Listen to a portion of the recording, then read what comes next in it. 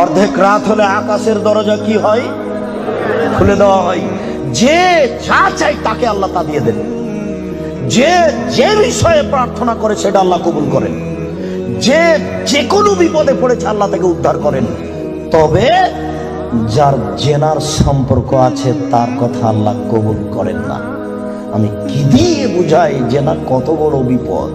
আমি কি দিয়ে বুঝাই আপনাকে জেনা কত বড় বিপদ? যেটা ঘরে ঘরে হচ্ছে, যেখানে সেখানে হচ্ছে, যেটা মানুষের কাছে আজকে পাপের কাজ নয়। শোনো, মুনাফিকি করো না বক্তব্যের সাথে। এই ছেলে, তোমাকে আমি কঠিন ভাবে বলে যাচ্ছি, তুমি বক্তব্যের সাথে মুনাফিকি করো না। এখান থেকে উঠার আগে মোবাইলে যত মেয়ের নাম্বার আছে তুমি কেটে দিয়ে উঠবা। জিন্দগিতে কোনোদিন কোনো মেয়ের সাথে গল্প করো না। তোমার সাথে এ অংশে আমার জরুরি কথা আছে, তুমি একটু ধৈর্য ধারণ করো, একটু সামান্য একটু থামো। তোমার সাথে আমার আরো জরুরি কয়েকটি কথা আছে। মুহাম্মদ সাল্লাল্লাহু আলাইহি সাল্লাম বলেন, আমি রাতে ঘুমিয়েছিলাম, জিবরাইল আমার ডান হাত ধরলেন, মিকাইল আমার বাম হাত ধরলেন, ধরে আমাকে নিয়ে চলে যাচ্ছেন। যেতে যেতে দেখি অনেক মানুষ আসাদু সাইন দেখা পান, ফুলে ফেঁপে বিশাল বিশাল আকৃতি ধারণ করে আছে। 50 হাত 100 হাত উঁচু উঁচু হয়ে আছে। অন্তানাহ রিহান, দুর্গন্ধে টিকা যায় না, এত গন্ধ। কান্নাহুল মারাহিজ, মনে হচ্ছে যেন তারা গ্রামের টয়লেট, মনে হচ্ছে যেন তারা গণশৌচাগার, মনে হচ্ছে যেন তারা গ্রামের টয়লেট, মনে হচ্ছে যেন তারা গ্রামের শৌচাগার। যেই শৌচাগার টয়লেট পরিষ্কার করা হয় না, গণশৌচাগার, গন্ধে টিকা যায় না, বিশাল বিশাল রূপ ধারণ করে আছে।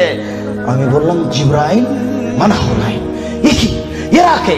জিবরাইল, এরা কারা? ছি ছি ছি ছি, এরা কারা? এত কোণে গন্ধ, এত কোণে ফুলে আছে। তখন জিবরাইল বললেন, অহমদ জোনাতা সাওয়ানি, এরা হলো ব্যভিচার, ব্যভিচারনি। বলো যুবক, মোটা মোটা হ্যাঁ ফুলে আছে, খুব গন্ধ, এরা কারা? ব্যভিচার, ব্যভিচারনি। তুমি সাবধান থাকো, তুমি একটু অপেক্ষা করো। শুনুন, আল্লাহ নবী বলছেন যে আমার ডান হাত জিবরাইল ধরলেন, বাম হাত মিকাইল ধরলেন, ধরে নিয়ে চলে যাচ্ছেন। যেতে যেতে দেখি একটা গর্ত, চুলার মতো। কোন চুলা? যাতে তন্দুরি রুটি হয়। তন্দুরি রুটি চুলা দেখেছেন? ভিতরে রুটি দিয়ে সিদ্ধ হলে বের করে নেওয়া হয়, এরকম চুলা। তার ভিতরে দেখি ধাঁধা ধাঁধা ধাঁধা করে আগুন জ্বলছে। ভাইজা ইরতাফাও তিরতাফাও, আগুন যখন জোরে জ্বলে উঠছে তখন ওর ভিতরে যা কিছু আছে সব উপরে চলে যাচ্ছে। ভাইজা খামেরাত রাজা উফিহা, আর যখন আগুনটা কমে আসছে তখন সব নিচের দিকে চলে যাচ্ছে। ফিহারে চালন অনিসাউন ওরাতন, তাতে দেখি পুরুষ এবং নারী জমা ধরে আছে উলঙ্গ অবস্থায়, পরনে কাপড় নেই কারো, এভাবে জমা ধরে আছে উলঙ্গ অবস্থায়। আগুন যখন জোরে চলে উঠছে দাদা দাদা দাদা করে উপরে চলে যাচ্ছে, আবার যখন আগুন কমে যাচ্ছে তখন নিচের দিকে চলে যাচ্ছে, আর উপরে উঠলে মনে হচ্ছে যেন বের হয়ে পড়ে যাবে। দেখে সেখানে পুরুষ এবং নারী উলঙ্গ অবস্থায় জ্বলছে। আমি বললাম, জিবরাইল মানাউলা, এরা কারা?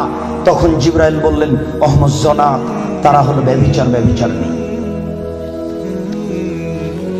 আল্লাহ নবী বলেছেন, যেসব মহিলারা জেনায় লিপ্ত হবে ওদের লজ্জা স্থানের গন্ধে জাহান্নামীরা জাহান্নামে টিকতে পারবে না। যেসব মহিলারা জেনায় লিপ্ত হবে ওদের লজ্জা স্থানের গন্ধে জাহান্নামীরা জাহান্নামে টিকতে পারবে না। যেসব মহিলারা জেনায় লিপ্ত হবে ওদের লজ্জা স্থানের গন্ধে জাহান্নামীরা জাহান্নামে টিকতে পারবে না। মুহাম্মদ সাল্লাল্লাহু আলাইহি সাল্লাম বলেছেন। শুনুন সম্মানিত দিনী ভাই, আবু হুরায়রা রাদিয়াল্লাহু তাআলা আনহু বলেন, রাসূল সাল্লাল্লাহু আলাইহি সাল্লাম বলেছেন, আল বিকরু বিল বিকরি জিলদু ওয়া তাগরিবু সানা। অবিবাহিত ছেলে মেয়ে যদি জিনায় লিপ্ত হয় তাহলে তাকে 100 লাঠি পিটিয়ে এলাকা থেকে 1 বছরের জন্য তাড়িয়ে দিতে হবে। তিনি বলেন, আস-সাইবু বিস-সাইব রাজম, বিবাহিত পুরুষ নারী যদি জেনায় লিপ্ত হয় তাহলে তাকে ইট ঢেল পাথর দিয়ে মেরে মেরে মেরে ফেলতে হবে। এদেশের লাখো ভাবিকে ইট ঢেল পাথর দিয়ে মেরে ফেলতে হবে যারা দেবরের সাথে জেনায় লিপ্ত হয়েছে। এদেশের লাখো দুলাভাইকে ইট ঢেল পাথর দিয়ে মেরে ফেলতে হবে যারা সেলিকার সাথে জেনায় লিপ্ত হয়েছে। এদেশের লাখো পুরুষকে ইট ঢেল পাথর দিয়ে মেরে ফেলতে হবে যাদের স্ত্রী থাকার পরেও অন্য নারীর সাথে জেনায় লিপ্ত হয়েছে। এদেশের লাখো নারী বেহায়া বেশরমা লজ্জাহীনা নারী যারা স্বামী বাড়িতে থাকার পরেও অন্য পুরুষের সামনে নিজের পরনের কাপড় খুলে উলঙ্গ অবস্থায় জেনায় লিপ্ত হয়।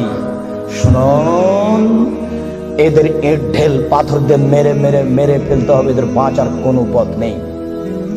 রাসূল সাল্লাল্লাহু আলাইহি সাল্লাম বলেন, 3 শ্রেণীর মানুষকে হত্যা করতে হয়, তবে 2 শ্রেণীর মানুষের বাঁচার পথ আছে। মনে রাখুন, 3 শ্রেণীর মুসলমানকে হত্যা করতে হয়, 2 শ্রেণীর মানুষের বাঁচার পথ আছে, 1 শ্রেণীর মানুষের বাঁচার পথ নেই। এক, কেউ যদি বলে আমি কোরআন মানি না, তাহলে তাকে হত্যা করতে হবে। কেউ যদি বলে গাভীর দুধ হারাম, তাহলে তাকে হত্যা করতে হবে। কেউ যদি বলে মদ হালাল, তাহলে তাকে হত্যা করতে হবে। সরকারের পক্ষ থেকে গলায় ফাঁস দেওয়া হয়েছে, ফাঁস টান। তখন বলছে ভুল হয়েছে, আমার ভুল হয়েছে, আমি কথা ফিরিয়ে নিলাম, তাহলে তাকে আর ফাঁসি দিতে হবে না, নামিয়ে নিতে হবে, বেঁচে গেল। পাপ করেছিল হত্যার যোগ্য। আমি বুঝাতে পারলাম না মনে হয়। 2, কেউ যদি কাউকে হত্যা করে, তাহলে তাকে হত্যা করতে হবে, এর নাম কিসাস। এই ছেলে, তোমার দাদার বয়স 90 বছর, তাহাজ্জুদ পড়ে ফজরের টাইমে বের হচ্ছিল, মসজিদে নামাজ পড়তে যাবে। কালকে তোমার দাদাকে একটা ছেলে গালি দিয়েছে, তাহাজ্জুদ পড়তে বের হওয়ার সময় দেখো ওই ছেলেটা, তোমার দাদা এক থাপ্পড় দিতে ছেলেটা মারা গেছে। এখন তোমার দাদাকে কেসাস স্বরূপ ফাঁসি দিতে হবে সরকারের পক্ষ থেকে, তবে তোমার দাদার বাঁচার পথ আছে। ওই ছেলেটার বাপ মা যদি বলে আচ্ছা যাক আমাদের ছেলেকে মেরেছে, আমরা মারবো না, তাহলে তোমার দাদা বেঁচে গেলেন। কথা কি বুঝাতে পেরেছি? 3, রাজুলুন জানা বাদায় হেসানিন, কেউ যদি বিবাহ করার পরে জেনায় লিপ্ত হয়, তাহলে তাকে হত্যা করতে হবে, তার বাঁচার কোনো পথ নেই।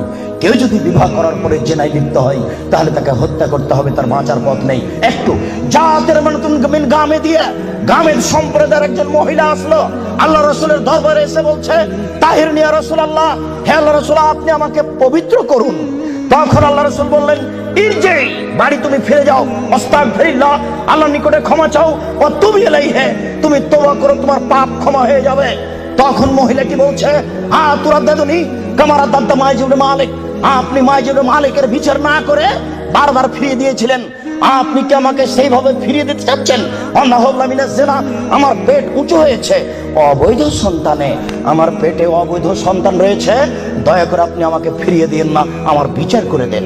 তখন আল্লাহ রাসূল বললেন, আচ্ছা ঠিক আছে, ইরজিই হাত্তা তালিদি, তুমি বাড়ি চলে যাও, যেদিন তোমার বাচ্চা হবে সেদিন আসিও, বিচার করে দেব। মহিলা বাড়ি চলে গেল, বাচ্চা সবে মাত্র প্রসব হয়েছে।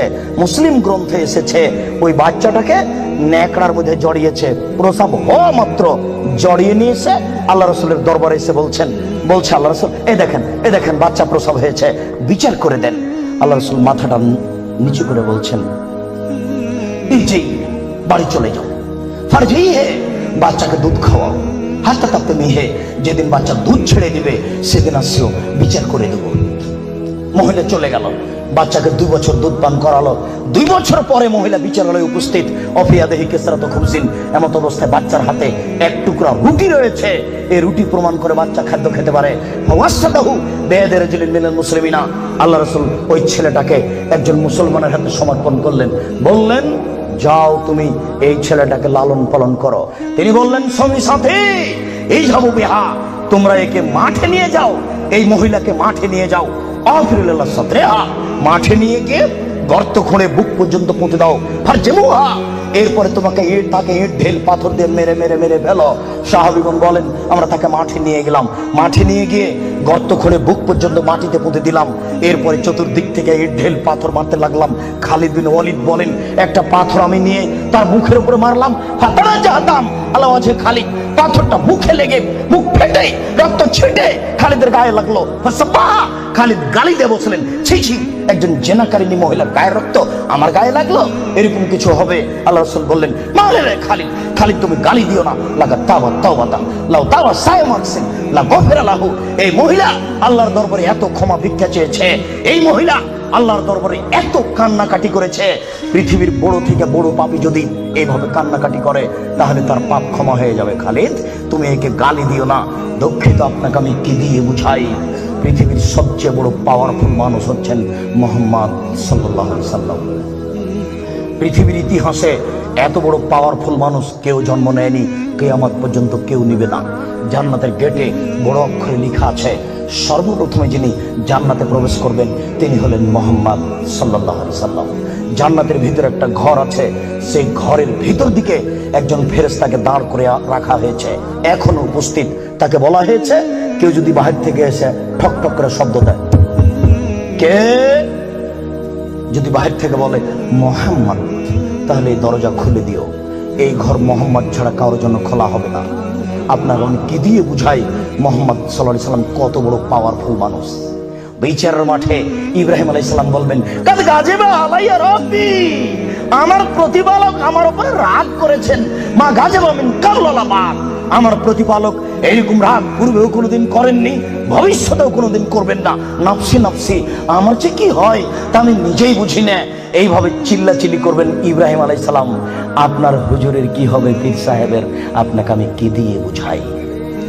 শুনুন, ওই সময়তে মুহাম্মদ সাল্লাল্লাহু আলাইহি সাল্লাম সিজদায় পড়বেন, তখন আল্লাহ বলবেন, এই ফারাসাক সালতুতা পাসফাতু সাফা, মুহাম্মদ মাথা উঠান, বলেন, যা বলবেন তাই মেনে নিব, যেই কথা বলবেন আমি সে কথা গ্রহণ করব।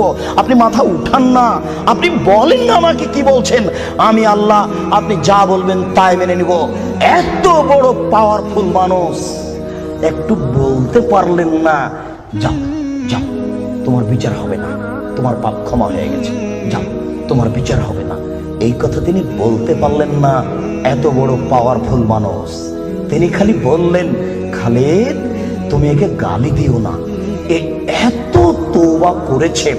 এরকম তওবা যদি বড় থেকে বড় পাপী করে তাহলে তার পাপকে ক্ষমা করা হবে খালিদ, তার মানে এর পাপ ক্ষমা হয়ে গেছে।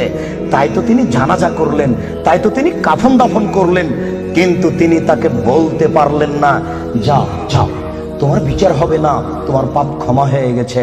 পৃথিবীর সবচেয়ে বড় পাওয়ারফুল মানুষ এ কথা বলতে পারলেন না। তার মানে বিবাহ করার পরে জেনায় লিপ্ত হলে তার দুনিয়াতে বেঁচে থাকার কোনো সুযোগ নেই। আমি আপনাকে কি দিয়ে বুঝাই শরীয়ত কি জিনিস? বিবাহ করার পরে জেনায় লিপ্ত হলে তার বেঁচে থাকার কোনো সুযোগ নেই। আব্দুর রাজ্জাক সাহেব, কথা বুঝেছি, একটু দয়া করে কোনো পথঘাট বলেন। জি, পথঘাট আছে, চিন্তা করবেন না, নিরাশার কিছু নেই। শুনুন, নিরাশার কিছু নেই। এই পাপ কার সাথে জড়িত? আল্লাহর সাথে জড়িত। আল্লাহ নবী বলেছেন, কেউ যদি জেনে শুনে 1 টাকা সুদ খায়, 36 বার জেনা করে যত পাপ হবে, 1 টাকা সুদ খেলে তার চেয়ে বেশি পাপ হবে। তিনি বলেছেন, সুদের পাপের 70টি ভাগ রয়েছে, ছোট ভাগ হলো মার সাথে জেনা করলে যেমন পাপ হয়। সুদ যত বড়ই পাপ হোক না কেন, সুদের পাপ কার সাথে জড়িত? আল্লাহর সাথে জড়িত। জেনার পাপ কার সাথে জড়িত? আল্লাহর সাথে জড়িত। যুবক, তুমি নিরাশা হবে না, নিরাশার কিছু নেই।